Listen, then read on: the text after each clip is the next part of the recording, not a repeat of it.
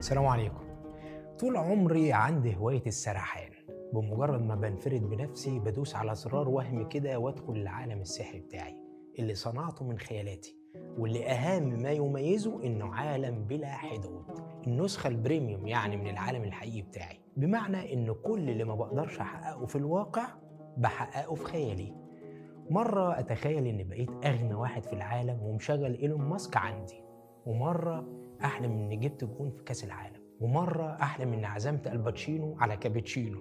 المهم، في يوم قررت ألخص كل الأحلام دي في حلم واحد، وهو إن يبقى معايا الفانوس السحري. بمجرد ما أطلب المارد هيحقق لي كل اللي نفسي فيه.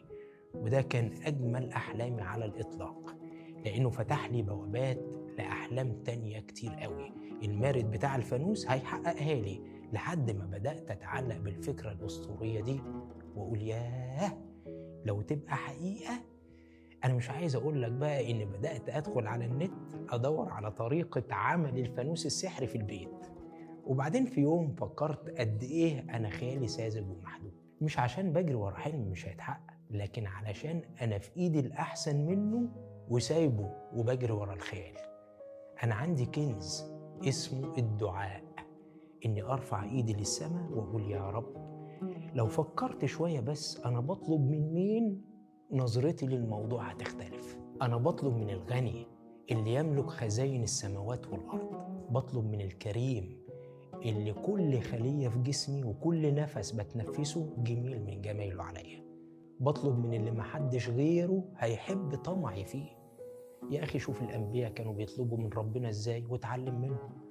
كانوا بيطلبوا المعجزات وربنا سبحانه وتعالى كان بيديها لهم، مش عشان هم أنبياء، لكن علشان عندهم يقين إنه كريم، وأي شيء هتطلبه منه مش هيعجزه. والكتير عندنا قليل قوي عنده. شوف سيدنا زكريا طلب من ربنا إيه؟ طلب يكون عنده ولد وهو طاعن في السن وزوجته عاقر. يعني أي حد يقول لك مستحيل يخلف، لكن هو ولا فرق معاه الكلام ده. كان عارف كويس قوي هو بيطلب من مين، فربنا سبحانه وتعالى اداله سيدنا يحيى. سيدنا سليمان لما طلب من ربنا قال له ايه؟ قال رب اغفر لي وهب لي ملكا لا ينبغي لأحد من بعدي إنك أنت الوهاب. ما قالش كفاية المغفرة لوحدها، لا، ده عايز معاها الملك. وما قالش اطلب اي ملك وخلاص، لا، الملك لا ينبغي لأحد من بعدي. ختم كلامه بجملة عظيمة قوي: إنك أنت الوهاب. الوهاب غير الواهب. الواهب يديك مرة واحدة، الوهاب كل ما تطلب منه هتاخد، وبلا حساب ولا أسباب. سيدنا يونس كان في بطن الحوت، فيه ضلمة وسواد أكتر من كده. في موقف يقولك إن الحياة شطبت أصعب من كده، ومع ذلك دعا ربنا فربنا نجاه. سيدنا عيسى طلب من ربنا ينزل له مائدة من السماء، ما هي دي معجزة. سيدنا موسى طلب من ربنا المية، استسقى لقومه، ربنا طلع له المية من قلب الصخرة، ما هي دي معجزة. سيدنا إبراهيم طلب من ربنا يوريه إزاي بيحيي الموتى، ما هي دي معجزة. الأنبياء يا جماعة ما كانوش بيستعظموا أي طلب على الله، وما كانوش بيتكسفوا يطلبوا من ربنا، كانوا أذكى البشر وعارفين كويس قوي إنهم قدام كنز مفتوح. أنت بقى مكسوف تدعي ربنا ليه؟ ما تقوليش ذنوبي بقى وبتاع. والله العظيم ربنا بيدي الطائع والعاصي. ربنا سبحانه وتعالى لو هيعاملك بذنوبك مش هيسيبك على وش الدنيا أصلا. ما تتكسفش واطلب، ثم إنه هو أصلا اللي أمرنا نطلب منه. وإذا سألك عبادي عني فإني قريب أجيب دعوة الداعي إذا دعان. وقال في موضع آخر: وقال ربكم ادعوني أستجب لكم. الجملة دي يا جماعة أصلا في اللغة العربية اسمها جملة شرطية. أستجب لكم ده اسمه جواب الشرط، زي لما تقول كده ذاكر تنجح.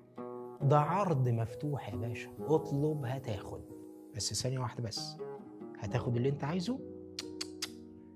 هتاخد اللي انت محتاجه ويناسبك. ده المارد بتاعك هو اللي ممكن يجيب لك اللي انت عايزه. تقول له عايز اكل يجيب لك كل الاكل اللي في الدنيا، مش مهم بقى بعد كده تموت بالتخمة. تقول له عايز قوة يديك قوة مفرطة تدمر بيها نفسك وغيرك. لكن ربنا سبحانه وتعالى ما بيديش كده. ربك كل عطائه خير ومنعه برضه خير، ولو معاه فلوس يعمل خير. في واحد الفلوس تصلحه، لو معاه فلوس هيعمل خير يديله فلوس. وفي واحد تاني الفقر يصلحه ويقربه. في واحدة نفسك تتجوزها وبتدعي ليل نهار تبقى مراتك، بس انت شايف تحت رجلك، لكن ربك سبحانه وتعالى شايف الأبعد، شايف ان حياتكم مع بعض هتبقى جحيم.